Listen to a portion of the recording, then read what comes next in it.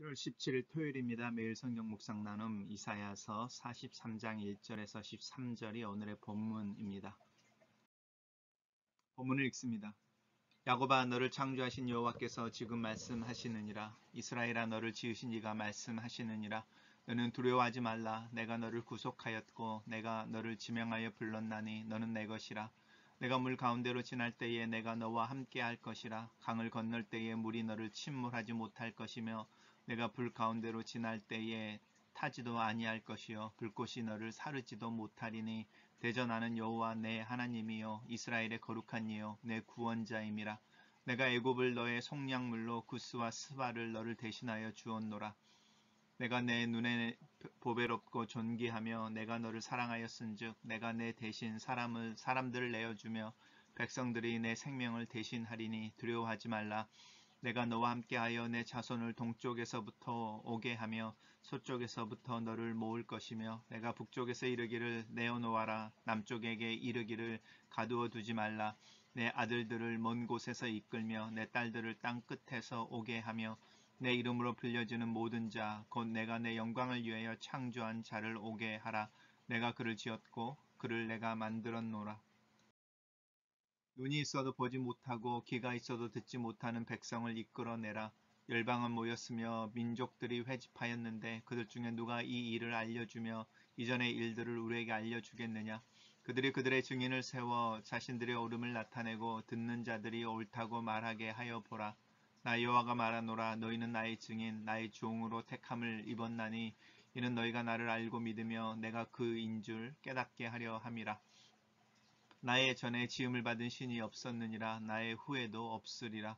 나 곧 나는 여호와라. 나 외 구원자가 없느니라. 내가 알려주었으면 구원하였고 내가 알려주었으며 구원하였으며 보였고 너희 중에 다른 신이 없었나니 그러므로 너희는 나의 증인이요 나는 하나님이니라. 여호와의 말씀이니라. 과연 태초로부터 나는 그이니 내 손에서 건질 자가 없도다. 내가 시행하리니 누가 막으리요. 오늘의 본문은 두 개의 단락으로 나누어져 있습니다. 첫 번째 단락입니다. 첫 번째 단락에서 야고바라고 하나님이 다정하게 부르고 계십니다. 이스라엘아 이렇게 부르고 계십니다. 어제 묵상했던 데서도 우리 야곱도 이스라엘 또 나의 벗 아브라함의 후손 이렇게 부르는 하나님의 부르심이 있었습니다. 너를 창조하신 여호와 너를 지으신 이제 반복해서 말씀하고 계시지요. 그 하나님께서 말씀하시기를 너는 두려워하지 말라. 내가 너를 구속하였고 내가 너를 지명하여 불렀나니 너는 내 것이라. 우리가 자주 부르는 찬양의 가사가 여기서 나온 것 같습니다.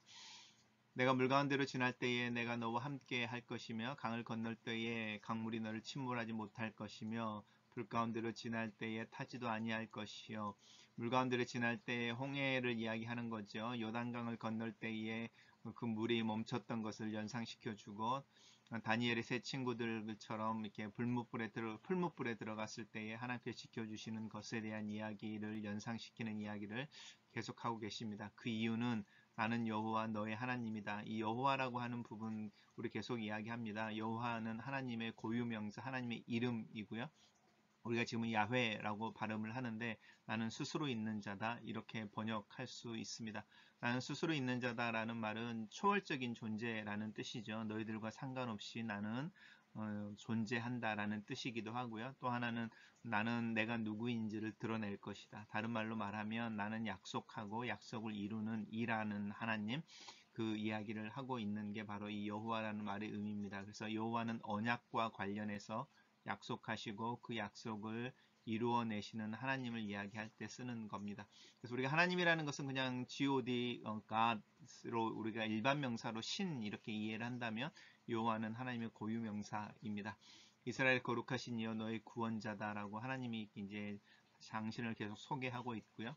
그 다음에 애굽을 너의 속량물로 구스와 스바를 너를 대신하여 주었다. 이 말씀은 이제 오늘날 눈으로 보면 나를 위해서 다른 사람들을 희생시키시는 하나님이시네. 이제 이게 좋기도 하고 나쁘기도 하고 사실은 그렇죠. 우리가 이제 21세기를 살면서 누군가가 애매하게 나 때문에 대신 손해를 보고 대신 희생을 당한다라는 것에 대해서 문제를 많이 느끼고 있지만 지금 이 본문에서 이야기하는 내용들을 잘 살펴보시면 하나님이 나를 사랑하셔서 나 대신 다른 어떤 대가, 희생을 지불한 것에 대한 이야기를 하고 있습니다.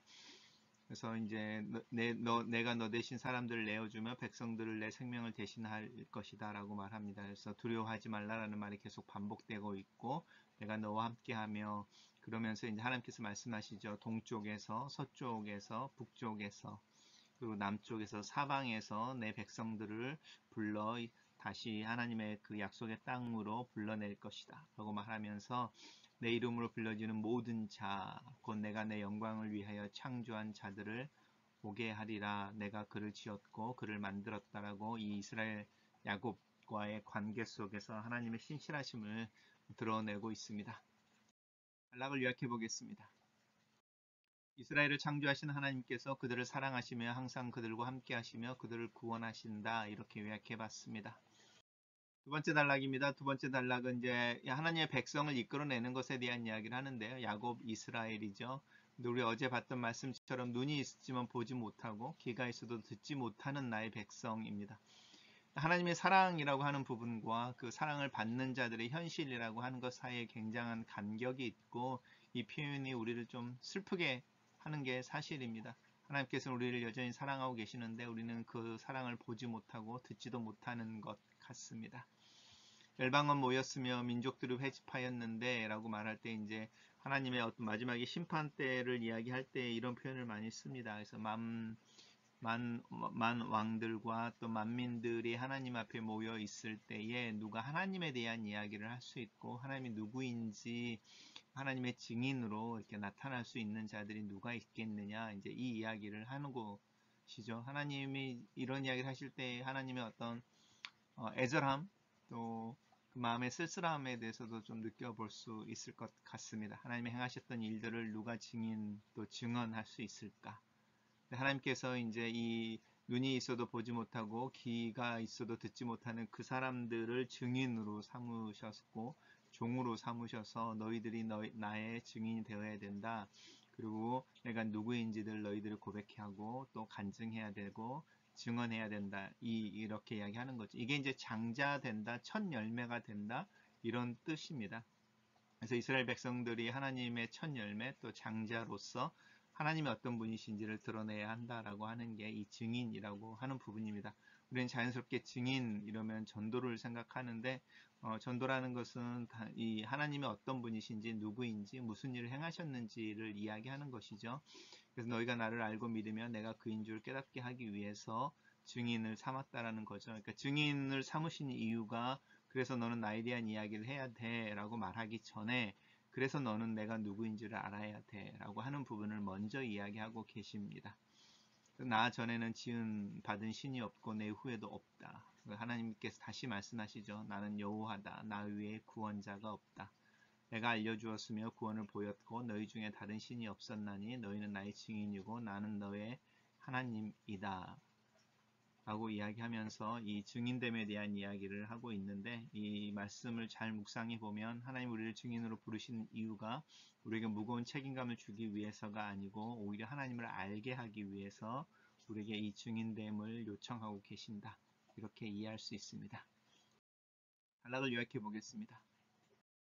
하나님께서는 이스라엘을 자신의 증인, 종으로 택하셨다라고 간단하게 정리해 봅니다. 첫 번째 묵상 포인트입니다. 자신의 사랑을 거절하고 자신의 가르침과 교훈을 무시한 이스라엘을 하나님께서는 끝까지 사랑하신다. 자기 잘못을 깨닫지 못하고 하나님의 징계를 오히려 원망하는 이스라엘을 하나님께서는 끝까지 같이 하신다. 하나님께서는 구구절절 사랑을 고백하고 계신다. 이스라엘 향해 자신이 창조하고 구원하시고 자기 소유로 삼으신다고 고백하고 있다. 하나님의 이 사랑의 연가가 나를 살린다. 이 연가에 내 마음이 녹는다. 내가 하나님의 뜻을 잘 이해하지 못하고 하나님을 향한 반항과 반역의 태도를 취하고 실수하고 넘어지지만 하나님께서는 끝까지 나를 사랑하신다. 하나님께서는 나를 향한 사랑을 다른 하나님의 백성들을 향하여 동일한 모습으로 나타내신다. 자기 백성을 사방에서 모으시며 하나님의 택하신 백성들을 보호하시고 드러내신다. 나는 내가 사랑받는 것과 그 사랑이 다른 사람들에게도 나누어 주는 것을 믿는다. 그들과 나는 함께 같은 하나님의 사랑을 받는 자임을 기억한다. 두 번째 묵상 포인트입니다. 하나님께서는 자기 백성을 선택하셔서 자신의 증인으로 내세운다. 하나님의 백성은 오히려 하나님에 대해 눈이 멀고 하나님 말씀에 대해 귀를 닫고 듣지 못하는 아이러니한 모습이다. 하지만 하나님께서는 자신의 택함을 취소하지 않으신다. 다른 종을 구하지 아니하시고 끝까지 당신이 택한 그들을 사랑하며 그들이 자신의 증인이 되게 하신다. 나는 이 은혜를 힘입어 살고 있다. 나에게 여전히 이 증인됨에 책임이 있다. 하나님께서 나를 택하시고 사랑하시고 함께 하시기 때문이다. 이 하나님의 증인으로 이 세상을 살아가는 삶의 문제에 대해 고민해 본다. 하나님께서 나에게 이 증인됨의 삶을 가르치시고 인도해 주시기를 기도한다. 나를 지으시고 나를 택하여 하나님의 증인됨의 삶으로 초대하신 하나님께서 항상 나와 함께 하시고 나를 교훈하시고 인도하시는 것을 감사합니다. 이 증인됨의 책임이 어깨에 무겁게 느껴지지만 그 책임의 무게가 하나님의 사랑의 무게임을 압니다. 하나님께서 먼저 나를 기억하시고 내 형편을 살피시고 인도하시는 것을 감사합니다. 오늘의 삶 속에서 여러 형태로 하나님의 살아계심과 사랑을 증언하고 나눌 수 있기를 기도합니다. 이 증인됨의 삶을 하나님의 은혜로 받습니다. 내 삶을 겸손하게 하나님 앞에 놓습니다. 하나님의 은혜 속에서 하나님의 임재 속에서 오늘 하루를 살기를 원합니다. 내가 하는 일과 만나는 이들과의 관계 속에서 이 증인됨의 삶을 살아낼 수 있도록 나를 도와주시옵소서. 예수님 이름으로 기도합니다. 아멘.